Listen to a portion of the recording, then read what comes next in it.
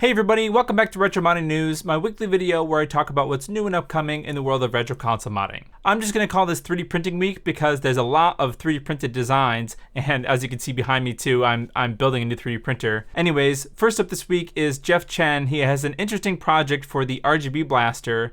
This is the RGB Blaster Stabilizer. There is a little bit of play between the RGB Blaster cartridge and the Famicom itself. Actually, I think that's probably a problem with all Famicom cartridges, not just the RGB Blaster. But because you're supposed to stack a game on top of the RGB Blaster, Jeff has created a little bracket that goes around the RGB Blaster to just make it more stable and secure inside of the Famicom. There are a couple of pictures here. It looks like it's compatible with the twin Famicom, as well as an original Famicom, and an AV Famicom too, which is pretty cool. If you're interested in printing your own RGB Blaster Stabilizer, Jeff has a link to where you can download it on printables so you can print it for yourself. Speaking of 3D printed projects, Robert Dale Smith is printing his own open source controller. Well, this is not his project, but he's printing one. And here you can see the finished 3D print, but let's take a quick look at the project itself. This project is made by Input Labs and it's called the Alpaca. It's an open source controller, and I think that the main idea behind this controller is it was designed so that you didn't have to install any drivers or anything when you want to go use it on a computer. It has open source firmware, so if you wanted to mess with the firmware, you could.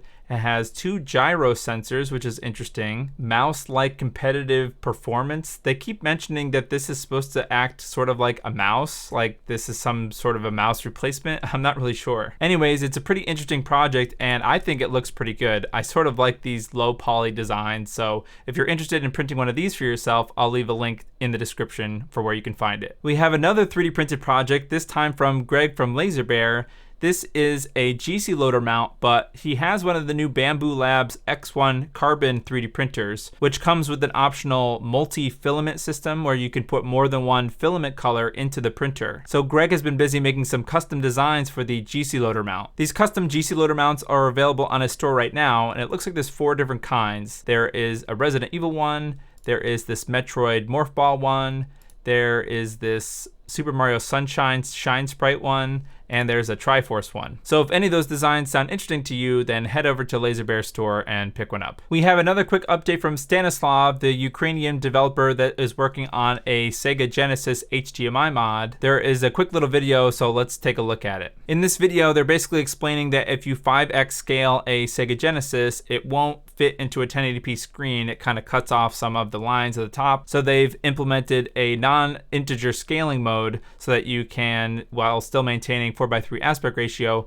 you can scale the image so that it still fits inside of 1080p. It looks like there is a second update which will add borders around the game, and they're mentioning that that can hide the cram dots. They'll show it in a second here. Those are the flickering dots at the bottom of the screen. So if you enable this border, it will cover those up basically. They've also added a buffering mode, so if you want to switch back and forth between resolutions, it will do it pretty instantly without any latency. So cool update from Stanislav. I'm super excited about this project. I hope it actually gets released and I can put one in my Sega Genesis. Next, we have a cool post from Zwenergy. It's actually not a project by Zwenergy. It's from Patrick's Retro Tech, and it is an open source implementation of the Time Sleuth. The Time Sleuth is a lag tester for monitors and TVs. Basically, you plug one end into an input of a TV, and then the Time Sleuth itself has a sensor that can read how long it takes to go from this input to actually being displayed on the screen. So it can give you an average in, I think, milliseconds of how long it took to go from the input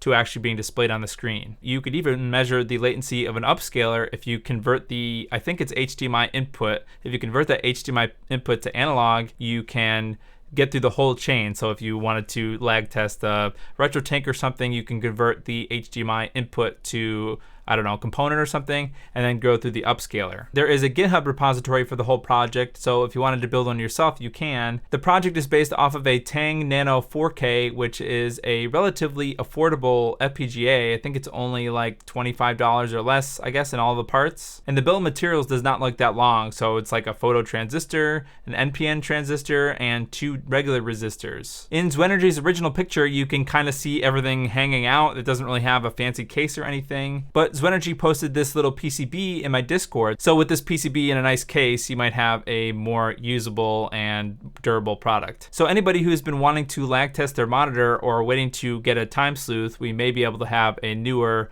open source version of it pretty soon. And for the big story this week, Voltar is showing off a new internal HDMI mod for the Wii from Electron Shepherd. The interesting part about this Wii HDMI mod is it doesn't look that difficult to install. Obviously you have to take apart a Wii, which in itself is kind of annoying and difficult, and you have to cut a hole in the side so that the HDMI port can poke out. Other than that, the soldering doesn't really look that bad. Another thing that's interesting is that this will be compatible with all versions of the Wii. I was watching Voltar do a live stream where he actually mentioned that this main flexible PCB here has a second set of pads for different Wii revisions. So that's pretty neat that you can use the same mod for every version of the Wii. And the rest of the install doesn't really look that bad. So there's this little grid of vias that you can see here, and then the rest of the install is some wires going around, and then there is an HDMI board in the top with a flat flex cable. There's no list of features yet. The project is still in development, but I'm curious, do you even care about this? I kind of care because I don't have a Wii with an HDMI mod in it, and I have an older Wii revision too, so maybe I can use this as an excuse to install an HDMI mod into it. That's it for this week, but check out this video if you want to see the future of scan lines in upscalers. Thanks for watching, and I'll see you in the next video.